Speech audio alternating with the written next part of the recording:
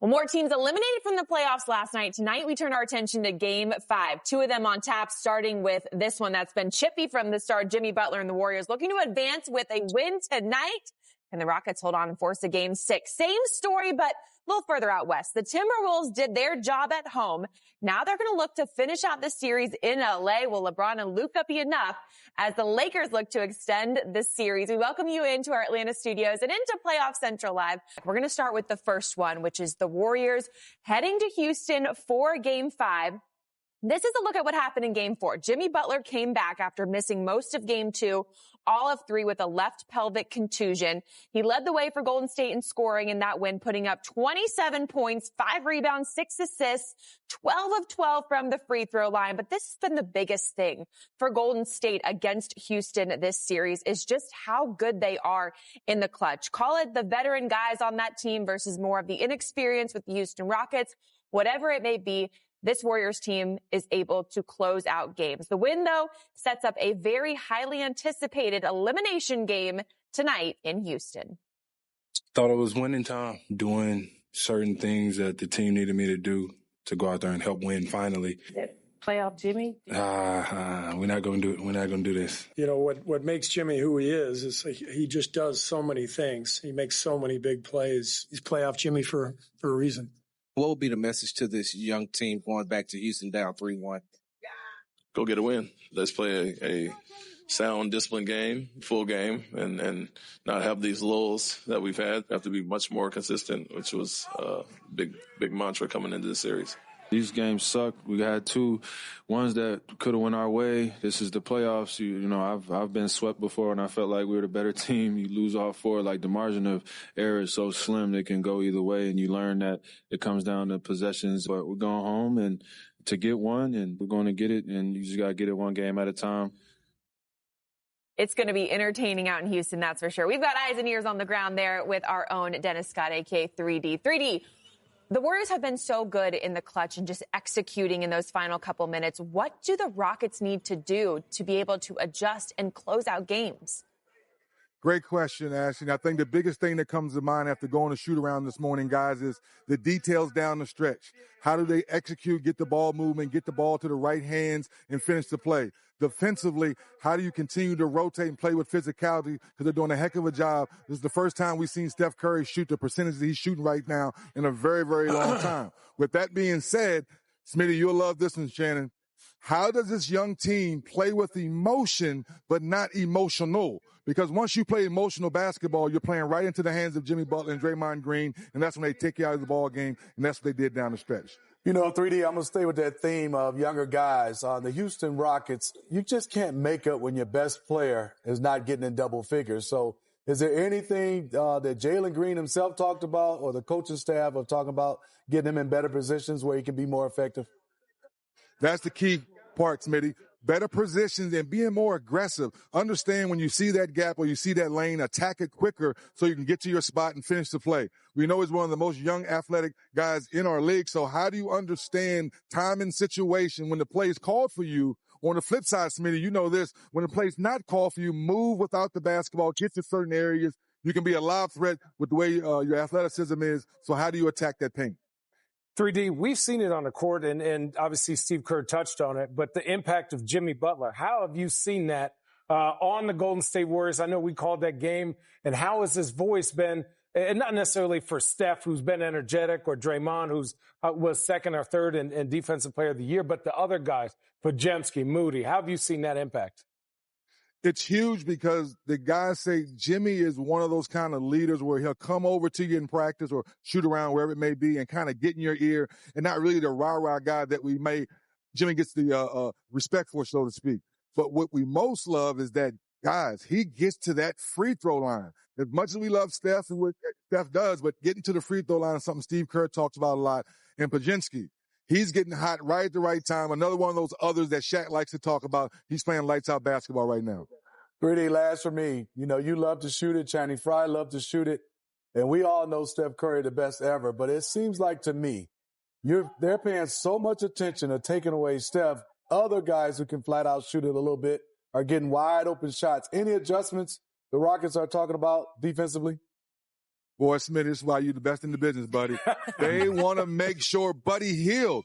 Take Buddy off of his left hand. Think about Buddy wasn't making too many shots early in this series. And then the last two games, they're letting him get to his left hand or not rotating fast enough. He knocked down those 2 big threes in the fourth quarter down the stretch. That's something of the small details that they're talking about. Get to those guys early, take away their space, and put a hand in their face. 3D, thanks so much. We appreciate you looking sharp out there in Houston. Have fun tonight. Hey, Ashley, you know what time it is. Leave it. I love it. Every time. Every time. He is just the best. It is going to be entertaining, that's for sure. This one, numerous texts, numerous flagrant fouls, but this guy coming off his best game of the series so far, Alperen Sengun, and you can see what he's done against the Warriors defenders. We haven't seen the Jalen Green that we saw really during the regular season, you guys.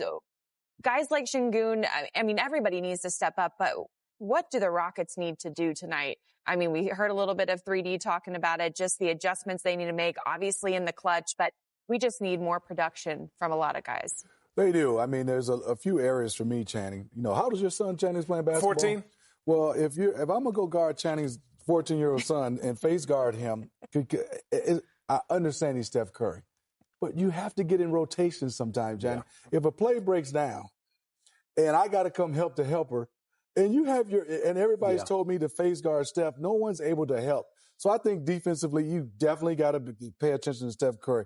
But I can't chase him around like, not even 14-year-olds, like 8-year-olds, where I'm just going to face guard him no matter what, everywhere he goes, because it brings so much, there was a situation we'll get a chance, the big Sengun gets switched on the guard. He's going to get blown by.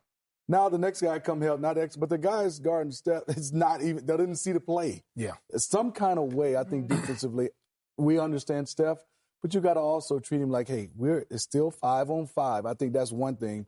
On the offensive end, you got to have somebody other than Sengun going and Fred VanVleet.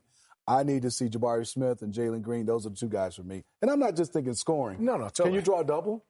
Can you draw a double and get somebody else an open shot? Yeah, I think one thing we're not taking into consideration is how good or locked in this Golden State Warriors team is. Mm-hmm. So they Sengun, you're going to shoot point for shot. So we can live with that, right? Yeah. And on the defensive end, and I remember this, it's been almost 10 years since we played them. Obviously, it's a different team, but the structure is the same. The problem is you can't get off of Steph's body. And if you do, you have to make sure in that rotation, the next guy does not get screened in.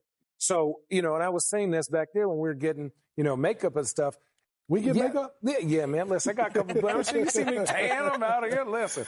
So the problem is Houston can't play real basketball versus the Golden State Warriors.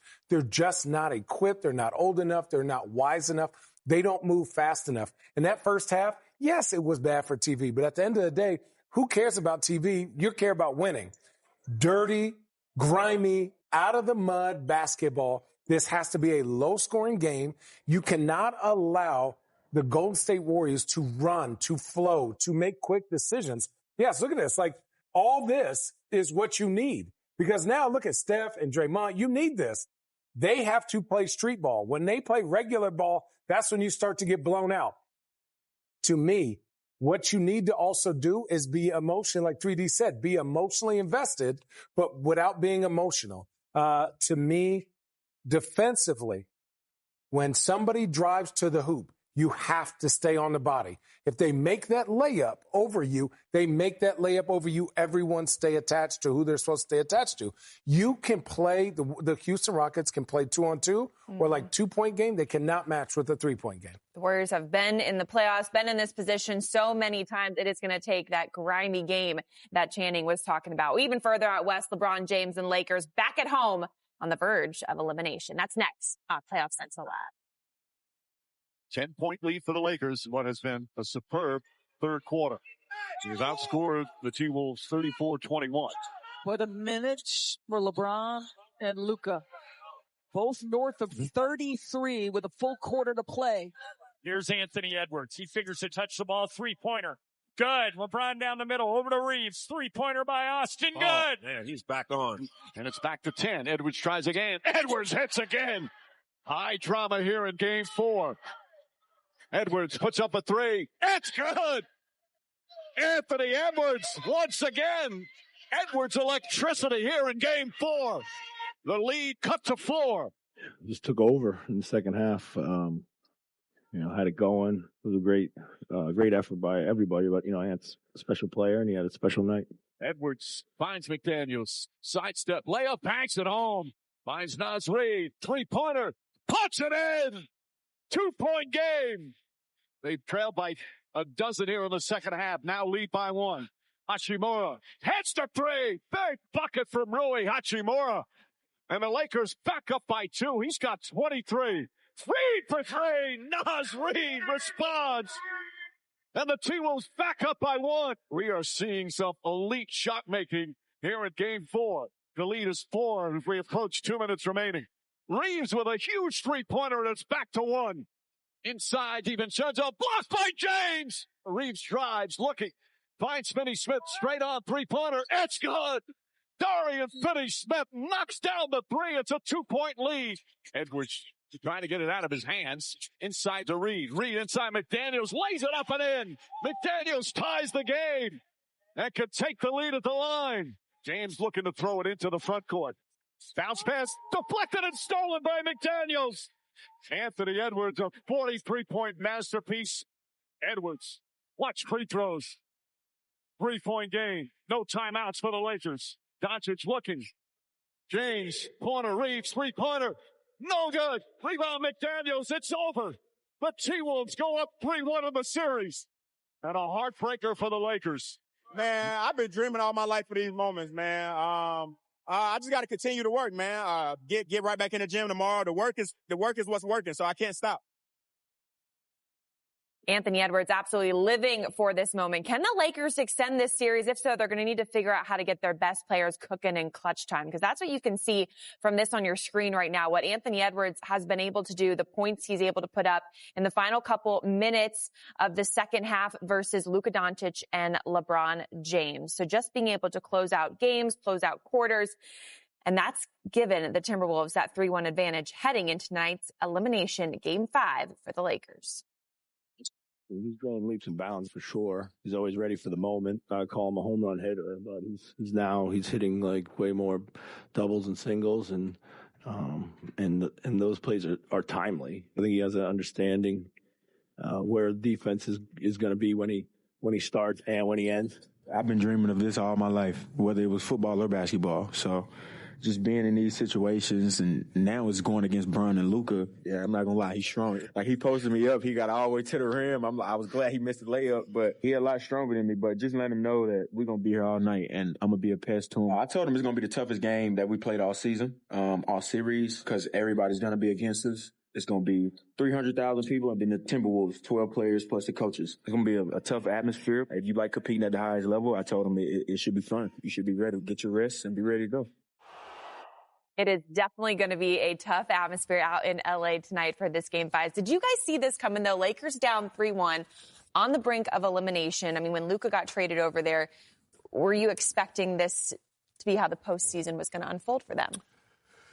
You know, I thought experience would take over, but I did say Minnesota is the team that I think the Lakers should be worried about because of their 3 guys of size, Naz Reid, Julius Randle, and also Rudy Gobert.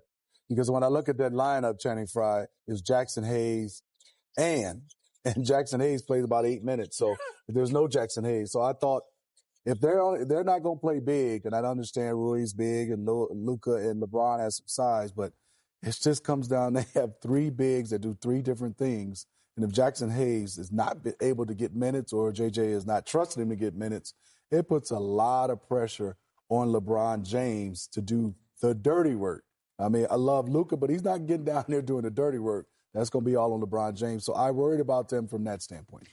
That's on the Lakers side, and then Channing for Minnesota. Obviously, Anthony Edwards, 20-plus points in all 4 games this series. He is just loving every second of this, facing guys like LeBron. But you also have the role players doing their thing. Naz Reid had his best game of the series in Game 4. What did you see from him, the impact he was able to make in that win? So when you're Chris Finch, who I think is a very underrated coach, right? You look at the culture of this team. You look at, I thought this series would go 7. I thought Minnesota has a overall better team. My biggest curiosity was, Is Julius Randle going to buy in? How is he going to play? Is he going to continue to flow through that offense and buy into their defensive identity? And is Ant going to make the right play 90% of the time? They've done that. And this defensive team that we saw last year, we're seeing this again. And so let's talk about Naz Reid. When teams want to just hunt Rudy Gobert down, you go, you know what? Look what I'm going to do. I'm going to take my sixth man of the year and put him on your Luka Doncic. You see everyone staying home? Now he can contest this. And guess what? His versatility allows spacing. This, for every young kid, is what spacing looks like. Who knows where Luka thought he was going since Naz was guarding him. And right here, he's just creating energy with the basketball, getting to the right spot, playing with his head up, playing unselfish, getting a big-time and one during this game. And then, again, here, you're looking, they're putting him all over the place. You're technically playing 2-4 men. LeBron is lazy, not getting to the body, asking for a point switch, and Naz Reid again kills you at that top of the key three. When you have offensive and defensive versatility with 2 or 3 guys playing 6'9", 6'10", who can dribble, pass, shoot, and be efficient on defense, this makes that team, while they're playing 7, 8, 9 guys from Minnesota, JJ is playing as 5. Because why? I don't trust the other players on the bench to make the right play against this defense. Now, this is where the chess game starts, and JJ's going to have to get to his bench. But, man, I didn't see it coming, but the way Minnesota's playing, they are dangerous. Let's talk about the bench, because you're absolutely right. That's garbage. JJ Redick you can't make an impact if you're not playing at all, Smitty. Oh, no, if you're Jackson Hayes, this young man is, the things I think he does well is rebound and catch lobs. I thought that, at least he would be able to play more than 4 minutes. Basically, they're saying each jump ball, you can go out there and jump ball and then come sit here. 4 minutes. Boy, barely get a sweat on his brow. 4 minutes and 21 seconds. So basically, like Channing said, he's not playing. All right. So Dorian Finney, who comes off the bench, gets 40 minutes. Those are the 5 guys that are playing down the stretch. They played the entire second half. You got to trust somebody. Jared Vanderbilt, you got to trust Gabe Vincent. He's been in big games. And you know what? I don't know what's going on with Dalton Connect, but I know he can shoot the basketball, and they need some more guys that can shoot the basketball. Somebody has to play off the bench. Maybe JJ Redick will make those adjustments for tonight. It'd be the time to do it with He's everything LeBron on from 40 the line. to 48. We're going to go back to that first game on tap tonight in Houston, the Rockets and Warriors in a Game 5. There's 12 minutes left in Game 4. Golden State trying to keep home court, trying to seize a commanding 3-1 lead. Hand off Podziemski. Podziemski fades to his right, takes another bomb. It's up and good for Podziemski. Throws to the right corner to paint. Out to Butler above the arc. He'll take it over Adams. It's good. Rattled it home. Butler back to Podziemski. Podziemski dribbles in, shoots on the go, banks it in, and got fouled. Brandon's big time. Plays like a 10th-year guy. I mean, he's just got so much poise and confidence and really carried us, especially in that fourth quarter. Podziemski with 2 seconds on the shot clock gets to Curry with a fake. Just your 20. Around the horn they go. Golden State inside. Butler with a great feed on top. Podziemski waits, pass to Draymond. Draymond inside, Butler layup good. Beautiful ball movement by the Dub. And the Warriors come to within 2 with under 4 to go. As the series has gone on, they've tried a bunch of different things with their defense. I think having high IQ players on our side, being able to recognize that kind of thing and make adjustments throughout the game, within the game, has been huge. It's Hield with a 3, drills it. Buddy Hield coming up big here for the Warriors. From behind, it was knocked away. Great Golden State defense. Butler angling in. Got it. Play off Jimmy Butler. I always say that we got the most confident guys. Anybody can put the ball in the basket, but more than anything, we're locking in on the defensive side of the ball. We're playing hard. When we limit our turnovers, we're hard to beat. Defended by Green for the lead. No! Whooping it off. Rebound inside. And Draymond Green wanted all the smoke versus Şengün. There's a reason why he's a former Defensive Player of the Year. Just an incredible performance by our guys against a great team that gave us everything we could handle tonight. So it's a big-time win. The Golden State Warriors have held on to take a 3-1 lead in the series. Jimmy Butler, playoff Jimmy Smitty, is absolutely a thing. This man missed Game 3 with that pelvic contusion, came back.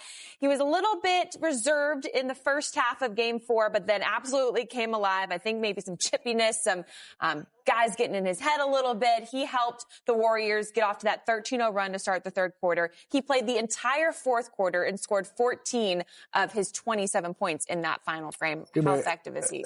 Ashley, there's so much to talk about. Let's watch this right here on this play. You can see Draymond catches the basketball. They run a little action. They won't step to come off Draymond. Great job of slipping. You see Thompson is hugged up with Curry. Fred VanVleet is like, I'll get him, you get him. And I think Jabari Smith should have did a better job of playing two, because Draymond is not a guy that's going to really go attack you because of his length. And you see Jimmy understands. This is high basketball IQ. Last one right here. Freeze it right here. Once he gets here, you're at his mercy. He's in his range. Or if not, he drives it and he gets to his spots and he's going to bank it off the glass. Such a high basketball IQ to read. This one right me. Okay, you're running and chase Buddy Hield. Can I please understand that your center is on an island? Somebody's got him communicating right now. No one understands. Jimmy drives the basketball. Buddy Hield, unbelievable cut. Everybody is watching the ball. Jimmy makes the right play. He understands this. Last right here, beautiful play by Draymond, but watch Jimmy. He's looking at the clock. One of the veteran moves is, okay, my guy three-point shooter, he's not going to get it, so I can run and go get it. If you're Dylan Brooks, you got to crash harder than that. You never know. You might get a foul, or if not, I was always taught, if you understand the clock and you're not going to get it, you got to run and crash. So Jimmy Butler has to at least put a body on you. But if you stand out there, he gets to run, seal the deal, and he went and got this one, Channing. Oh, yeah. He said, this is, I ain't going to say the words, but it's his rebound. We saw the Jimmy Butler effect in the second half of the Warriors' regular season. It has been the exact same story here in the playoffs. Can the Rockets make the adjustments, though, to try and extend this series? Cancun chiseling his way. Good crossover. Flies right down the middle. Got it to go. Question is, can Golden State close them out? The Golden State Warriors take a 3-1 lead in the series. Go back home, play more physical. The series is not over yet. You expect two teams to not like each other. Draymond Green wanted all the smoke. When you have an opportunity to close, you want to do that. And these two teams have made it known they do not like each other. This is going to be an entertaining Game 5. Be sure to join us right back here after the game for all your post-game coverage on NBA TV.